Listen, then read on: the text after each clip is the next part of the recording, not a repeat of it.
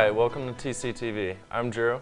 And I'm Amanda. And in our first story, at least 37 people were killed and more than 100 injured in an explosion which took place Thursday at an administrative building in the Pemex office complex in Mexico City. An official said the deadly blast was caused by a buildup of gas in the basement. The exact source of the gas remains unclear.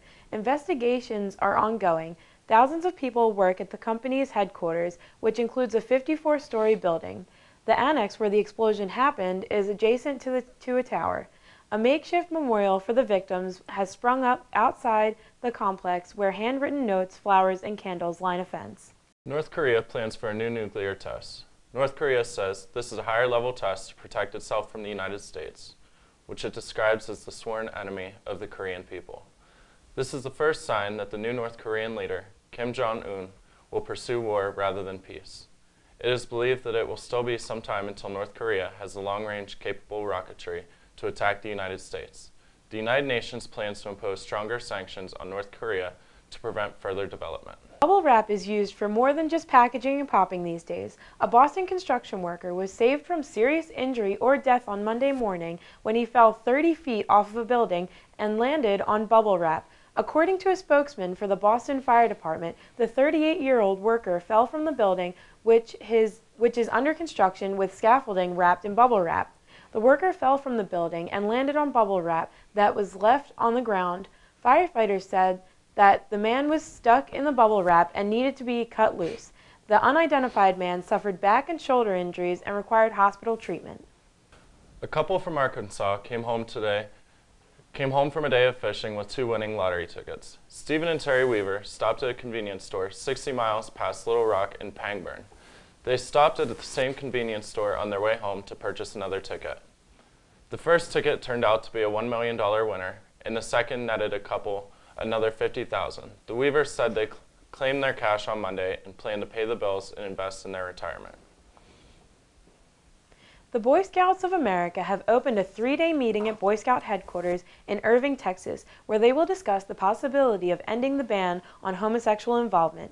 Reuter said that the executive board is planning to vote on Wednesday, and the meeting is closed to the public and press.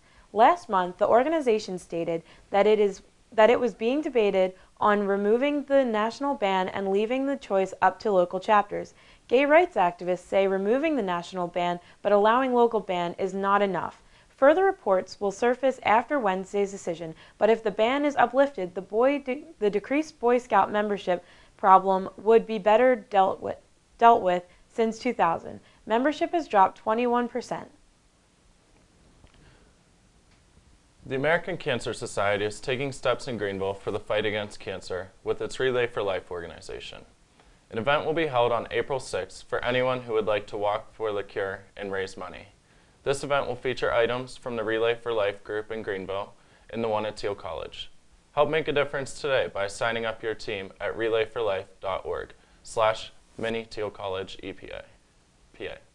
Families of the deceased David Dignall are asking for your help to solve his murder. Dignall was shot near his home on December 20th on a back road in French Creek Township. Not much was released about the homicide except that death was caused by a shotgun blow to the chest and Dignall and his van had burn marks on them. If you have any information that could help in any way, please contact the Mercer County State Police or call Keith Gushard at 814-724-6370. A local Sharon resident died early Sunday morning in a shooting. According to police, the cause of the was a self-inflicted gunshot wound. But later that day, authorities investigated it, had maybe said it was more than a suicide. We don't know what it is at this point, Brookfield Police Chief Dan Fausting said. Police were called to the home at 4:03 a.m. and the woman was transported to the emergency room of Sharon Regional Health System, where she was pronounced dead. This Friday night, the Alumni Association Board of Directors is hosting a reception for student leaders and all boards. The reception will be held in the Sawhill Georgian Room of the Howard Miller Student Center from 6 to 8 in the evening. Junior and senior Thiel students are invited to attend the reception in order to network with notable Thiel College alumni. Thiel students are encouraged to bring business cards that include contact information. After the reception, students are welcome to enjoy more Winterfest activities, including a movie in the Dome and ice skating on the front campus lawn. The Teal men's basketball team pulled out a huge 78-71 win over conference rival Bethany on Saturday. It was back and forth early in the first half, but it was a 15-3 run by the Tomcats that put them up 12 points 11 minutes in. Teal was up 37-32 at the half and came back out firing. Bethany's Reese Mayberry sparked a 7-0 run to put the Bison only down by 4 late in the second, but it was a pair of clutch free throws that made seniors Anthony Harvey and Chase McKinney that ensured the win for the Tomcats. McKinney had 23 points, shooting 7 for 9, while Harvey had 14 points and 5 assists. Sophomore Eric Mallinger had 14 points and 4 rebounds. The win puts Teal at 11-8 overall and 8-5 in the PAC. The Tomcats look to keep the streak alive against Waynesburg Wednesday. Teal College's annual Winter Weekend is here. This weekend will have a lot more to offer than in past years with its newest edition of the Greek Summit. This is an event to recognize Greek organizations for the great things that they do throughout the year. This year it is held Saturday morning from 9:30 until noon. Later that evening is the Black and White Ball, which is an event you should be sure to attend. It begins at 8:30 and has a live band, a DJ, and a cash bar. It is always a great time and everyone is invited. The information for the entire weekend is on the Teal College homepage if you have any questions. Now let's take a look at sports.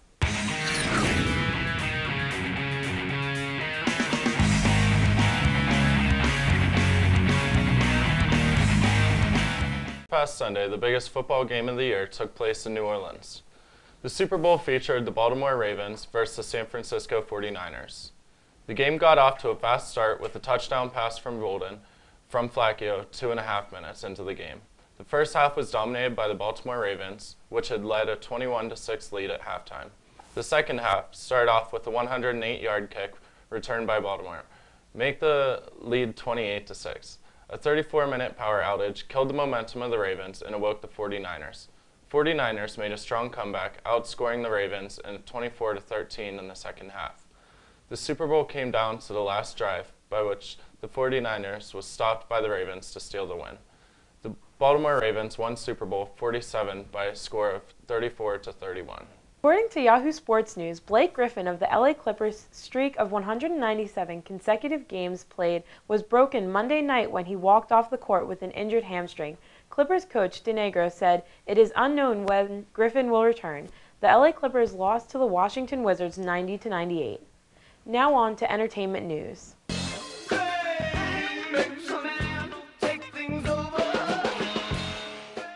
Justin Bieber and Selena Gomez are once again spending quite some time together. Even though their relationship status remains complicated, they are continually seeing each other. Sources tell us that the two lovebirds have been texting each other a lot. E! Entertainment has a picture they had leaked while Selena and Justin are having a picnic. Are the lovebirds going to get back together? Dramatic reorganization at NBC Universal. Respected programmer Bonnie Hammer has been promoted to lead company entire cable entertainment portfolio. The cable division generates approximately 50% of the media giant's operating cash flow. Hammer will be in charge of all entertainment cable television channels. She is in charge of USA, Sci-Fi, Bravo, E! Entertainment, Style, Oxygen, and Children's Channel Sprout. The management change becomes the third major organizational overhaul in 2 years in which NBC Universal Chief Executive Steve Burke has sought to establish a more streamlined structure in a once unorganized company. Appears as though Drake threw one heck of a 2013 Super Bowl party this weekend. Although the started from the bottom rapper was missing in action from the official Super Bowl festivities in New Orleans, he made sure to make up for it with a party so loud that the cops were called. Sources exclusively told E! News that neighbors were angry about the level of noise coming from the rapper's home and called police to complain about the loud party starting as early as 5:15 p.m. Luckily, police let Drake off with only a warning, even though they showed up at his home twice. No report was taken and no citation was given. His rep has not returned requests for a comment.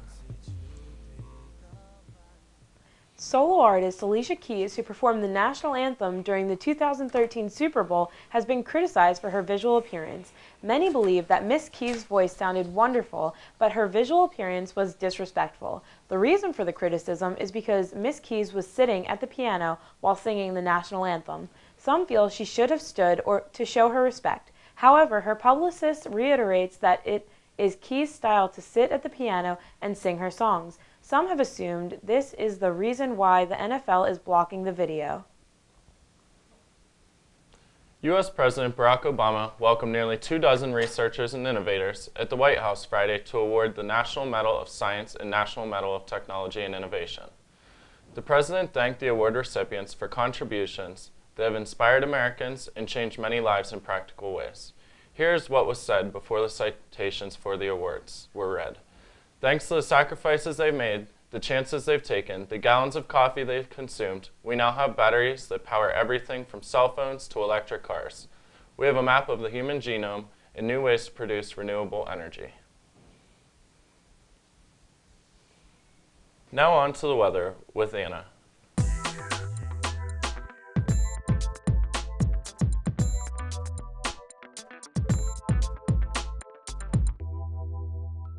Hi, I'm Anna with the weather. Today you can see it's 23 degrees outside and our wind chill is 23 degrees. And so onto the national radar, you can see that temperatures down here in Florida are getting really cold. It's 63 degrees. And then up here in the north, you can see that things are really cold at 7 degrees. And obviously over by us, it's 20. Onto the local radar, you can see everything's clear here in Cleveland and Youngstown and Pittsburgh, including here in Greenville, even though it still seems like maybe it's snowing a little bit. On to the highs for today. We have, highs of 20 up here in Cleveland and 23 in Youngstown. Here in Greenville, our high is 23. On to our lows. We have lows of 19 or low to mid-20s again just for tonight, so it won't get too cold.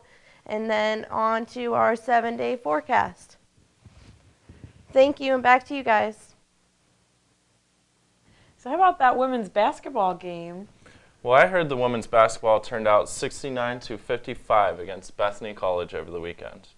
So far this year, they've won 4 out of 6 of their games, with Kelly Barzak being the highest scorer of the last game, 26 points, and Kelly Muffley, 13.